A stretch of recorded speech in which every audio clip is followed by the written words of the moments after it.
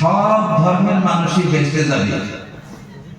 আপনারা শুনছেন যে কোন ধর্মের মানুষ বেঁচতে যাবে না, সব মানুষ, সব ধর্মের মানুষ বেঁচতে যাবে। শর্ত দুইটা, ঈমান থাকতে হবে আর সৎ আমল থাকতে হবে।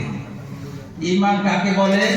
ঈমান বলা হয় সমকালীন নবীকে সুরানা মানা।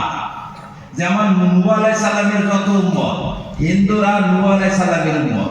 নূহ আলাইহিস সালামের যুগে যারা নূহকে মানত, 16 আনা মানত, সৎ কাজ করছে, তারা বেঁচে যাবে। মুসা আলাইহিস সালামের আমলে যারা মুসা আলাইহিস সালামকে মানছে, সৎ কাজ করছে, তারা বেঁচে যাবে। ঈসা আলাইহিস সালামের যুগে যারা ঈসাকে মানছে, সৎ কাজ করছে, তারা যাবে। হযরত ইব্রাহিম আলাইহিস সালামের যুগে যারা ইব্রাহিমকে মানছে, সৎ কাজ করছে, তারা বেঁচে যাবে। নবী প্রত্যেক যুগে আইছে, প্রত্যেক যুগে নবী আইছে। নবীকে মানা শর্ত, নবীকে না মানলে মানুষ ঈমানদার হয় না। নবীকে মানতে হবে, তারপর সৎ কাজ করতে হবে। আজও খ্রিস্টানরা যদি নবীকে মানে আর সৎ কাজ করে, সমকালীন নবীকে মানতে হবে।